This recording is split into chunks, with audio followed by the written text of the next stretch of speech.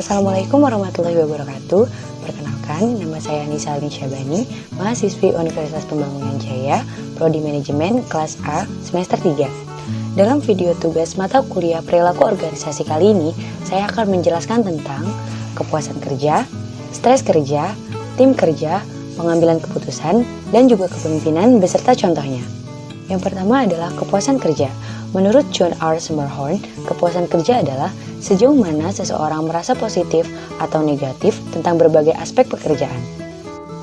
Beberapa aspek yang dapat mempengaruhi kepuasan kerja yaitu ciri-ciri intrinsik pekerjaan, imbalan yang dirasa adil, hubungan dengan atasan, dan juga rekan-rekan sejawat. Contohnya, saya saat ini sedang bekerja di butik pakaian sebagai admin. Untuk kepuasan kerja sendiri, saya merasa sudah cukup baik kepuasan kerjanya, namun ada beberapa faktor yang membuat saya merasa kurang puas. Seperti contohnya, job desk saya yang berubah dari perjanjian di awal. Contohnya seperti perjanjian di awal, saya memiliki 3 tugas inti sebagai admin, namun seiring berjalannya waktu, ada tugas tambahan lain yang tidak sedikit, namun imbalan yang saya terima tetap.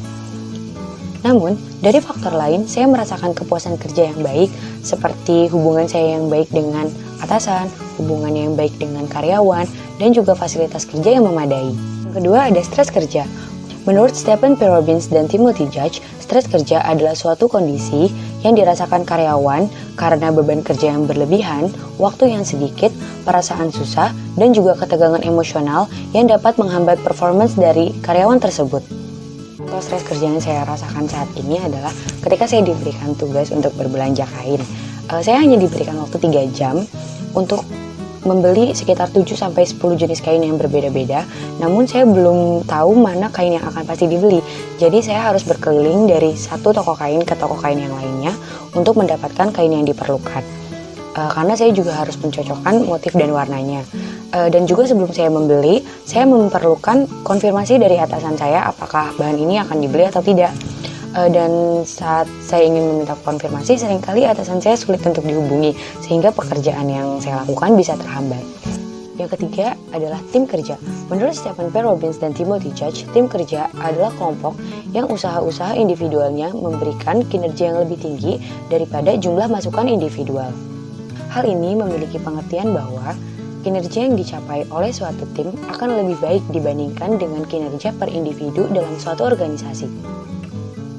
Untuk tim kerja dalam pekerjaan saya saat ini sudah sangat baik karena antar karyawan sudah saling membantu dan juga saling bekerja sama dengan baik. Yang keempat adalah pengambilan keputusan. Menurut George R. Terry, pengambilan keputusan adalah pemilihan alternatif perilaku dari 2 alternatif atau lebih dari alternatif yang ada. Pengambilan keputusan dalam pekerjaan saya akan dilakukan oleh atasan saya. Seperti contohnya, jika ada 2 model pakaian yang perlu dikerjakan, maka atasan saya lah yang akan memutuskan kepada siapa model pakaian yang lebih susah akan diberikan, dan juga sebaliknya, karena atasan saya sudah mengetahui kemampuan dari masing-masing karyawannya. Yang terakhir adalah kepemimpinan. Menurut Stephen P. Robbins, kepemimpinan adalah kemampuan untuk mempengaruhi sekelompok anggota agar bekerja mencapai tujuan dan sasaran.